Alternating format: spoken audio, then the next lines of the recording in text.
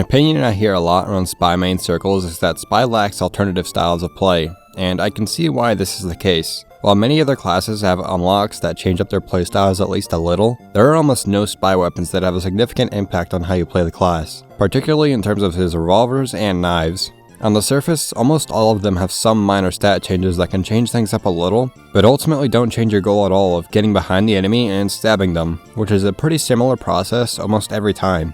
After maining Spy for a little over 2 years now though, I've grown pretty fond of the different knives and their stats compared to one another, and I do think they provide more gameplay differences between them than people realize. So to try and demonstrate this, I'm going to go over these 4 knives in question, and yes, the Spycicle isn't listed here, and for most of the video I won't be bringing it up, but it'll make sense why later, so stay tuned. Anyway, the default butterfly knife is a very definitively stock weapon, if that makes sense. An important thing to consider when talking about the stock knife is that all the other knives' upsides only come into play after you get a kill. This means that before you've gotten any stabs, the default knife is objectively the best knife among the 4. This makes it the most reliable option if your goal is just getting one important pick, which is very often the case when your entire class revolves around picking important targets. Sometimes an enemy team is really on their toes for spies, and those games are where the reliability of the stock knife is really important. Not only that though, but I also find this knife being one of the best to use when just practicing things like chain stabs or trick stabs, as it puts all of the burden onto you, the player. You need to make the choice to either go in for more stabs or retreat quickly. Once you get a kill, it's all up to you, and sometimes that reliability is what you need. As is often the case with stock weapons, it's hard to go wrong with this one.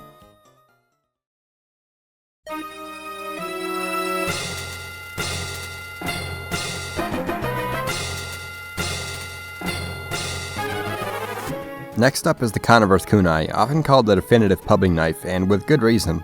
As most know, you start off with only 70 health, but stabbing an enemy player drains their health and adds it to yours as overheal. Stabbing healthy targets often puts you at more than 190 health, making you pretty beefy for a good while. The reason this knife is often considered the best in pubs is that the weapon is only really bad when you're not able to get a kill. And in pubs where newer players who are easy to kill roam the map like lost sheep, it can be pretty easy to be topped up on health most of the time. The main benefits of the kunai though are much more complex than just having a lot of health. It's what you're able to do with that health. After stabbing an enemy, it's likely that at least one other enemy will notice you pretty soon. What this extra health allows you to do after a stab is one of 2 things. Either you can use that health to escape, your extra health working great to allow you to take a few shots without going down.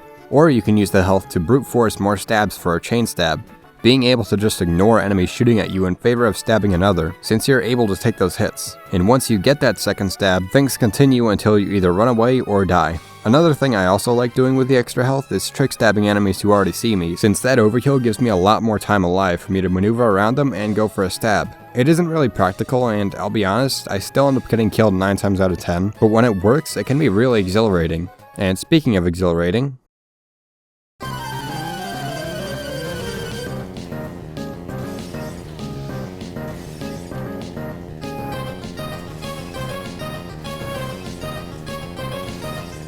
the benefits of the big earner have already been almost entirely demonstrated by that one clip, but I'll talk about them anyway. Prior to the gunmetal update, this thing kinda sucked. A 30% cloak gain on a kill wasn't really worth the 25 point health penalty at all. Nowadays though, the speed boost that it now has is easily the defining trait. As most could already tell by now, the big earner drops your health to 100, but after backstabbing an enemy, you gain 30% of your cloak meter and get a 3-second speed boost, and oh boy do you get a speed boost. The amount of flexibility you get with this thing is pretty insane, but the main things you'll often do with it are either escape with the speed being really hard to track, or you can use it to go for even more stabs, which is really fun. My favorite thing about this knife is just how many possibilities it opens up for chain stabs. 2 enemies who previously would have been way too far apart to stab one after the other are now easily chainable.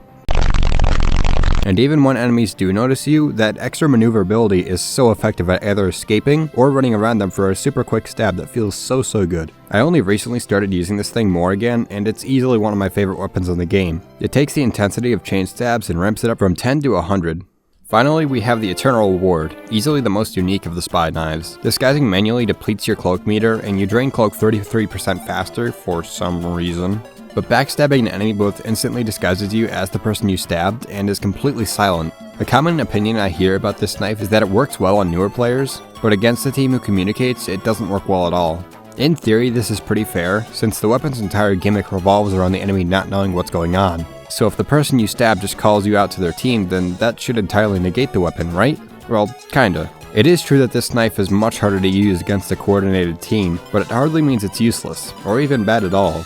If you've watched my previous spy video, you'll recall a point I made once, where getting multiple stabs in a row relies on those brief moments of panic that players experience after they notice a teammate's been stabbed. That exact idea is what the Eternal Reward excels at exploiting, even against very experienced players. When players are in this panicked state, the first instinct in their brain is to identify the threat as soon as possible. And remember, given we're talking about mere seconds or even less here, the brain's immediate response to something will likely take priority over more rational thinking, that rational thinking being what's required to invalidate the Eternal Reward. Anyway though, that immediate instinct to identify a threat as quickly as possible is incredibly effective against spies after they get a backstab, if they're undisguised.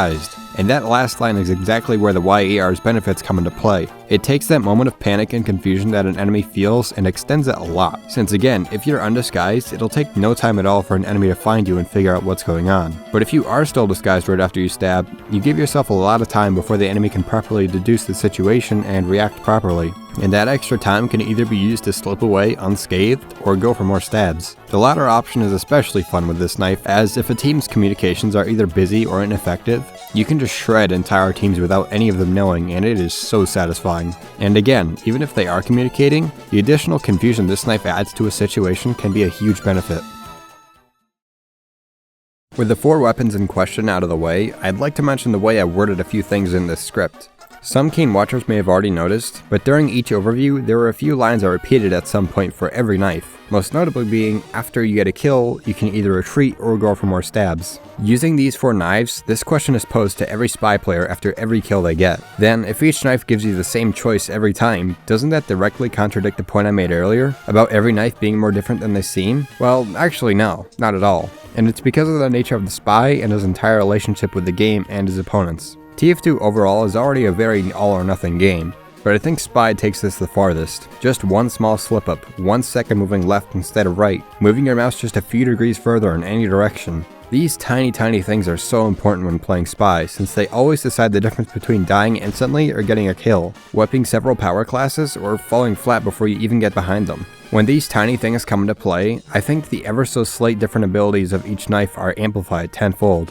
Every knife can accomplish the same thing, but the way they go about accomplishing those things are very different. The stock knife gives you a bit more tankiness before getting a kill that might get you that uber drop. The kunai gives you a tankiness that, after a kill, might just be necessary to pick the demo that was about to destroy your team's nest. The big earner gives you a flexibility to get so many kills that wouldn't be possible otherwise. And the eternal reward gives you the ability to mind game the enemy and be incredibly cheeky with your play without even being noticed. With all this considered, I think these seemingly tiny differences in playstyle end up being way more impactful than they seem at first glance, and give the spy a depth that just can't be replicated by any other class, although there is a lot more that comes with all this. Some may still notice that I haven't addressed the moments before actually getting any stabs that much, since as I mentioned earlier, every unique knife only has its effects come into play after you start stabbing people, but I don't think this is as much of a bad thing as it may seem to most. Think about it, most weapons in TF2 are stronger in different situations. For example, an offensive engineer may favor using the gunslinger to up his tankiness and ability to be mobile, and inversely, he'll likely be opposed to using the rescue ranger in that situation, since that particular game state makes that weapon much less effective. Another example, if the payload cart has reached this area on upward, a pyro might favor using weapons that allow him to airblast a lot, since this weapon allows him to push enemies off cliffs for easy kills. These game states, as I've called them, are often not in full control of the player, and instead revolve around the player responding to certain ways the game is playing out. Spy's knives, however, break this mold. Instead of the different knives being much stronger and more clear game states, their strengths and weaknesses become more or less relevant based on much more subtle things. Team communication for the eternal reward, the enemy team being more spread out for the big earner, enemies being more grouped together for the kunai, or the enemy being active with their spy checking for the stock knife. These game states are much more subtle and hard to spot than most others, and can often stack on top of one another, or even swap rapidly throughout a match. This makes the spy player's choice of weapon much more interesting than just, are you on offense or defense, or does the enemy have a sentry gun or not? Not to say weapons revolving around these things are boring, but my point is that they're very easily definable, while the game states that determine a spy's knife choice are so fluid and changing. Sometimes one half of a team demonstrates certain traits that favor the kunai being used, and the other half favors the big earner being used, etc. I'm going on a bit of a tangent here, but the main idea I want to get across is that your choice of knife, and the knives' relationships to one another, are all super nuanced and full of potential, and oh boy, I'm sensing a pattern here. I'm sorry if this was all way too confusing or poorly worded to understand easily, but the TLDR is that the different knives Spy has to choose from are much more different from one another than they might seem, and the situations that favor one over the other are very subtle and often overlap, yet they still never feel too similar to one another in most situations. Yeah, except for the Spycicle. I'll be honest, me mentioning this weapon in this video is more like insurance than anything else. There are two reasons I haven't really mentioned it yet. For one, I think the weapon is kind of boring. Not bad at all, mind you, it's very effective at what it does and is easily one of the better knives, but it just isn't nearly as interesting as the others. It just turns the scenario of, oh shoot a pyro, time to try to outplay this guy with an escape or a trick stab, into, oh shoot a pyro, it's Spycicle time, I guess maybe I'll run away. And two, it doesn't really mold well with this video's point of nuanced upsides and downsides, as it's really straightforward in comparison to the others. If there's a really spy-checky pyro on the other team, it'll probably do you some favors, and that's about it. The only real reason I'm mentioning it right now is that naming this video, the subtle yet perfect balance of Spy's knives, except for the Spycicle, not that one, would be kinda weird, and also I know people would point it out over and over if I didn't even bring it up, so here you go. And again, to reiterate, it's a very effective weapon, and if you like it then by all means use it. It just sits in a really awkward spot relative to what this video is about and to my playstyle personally.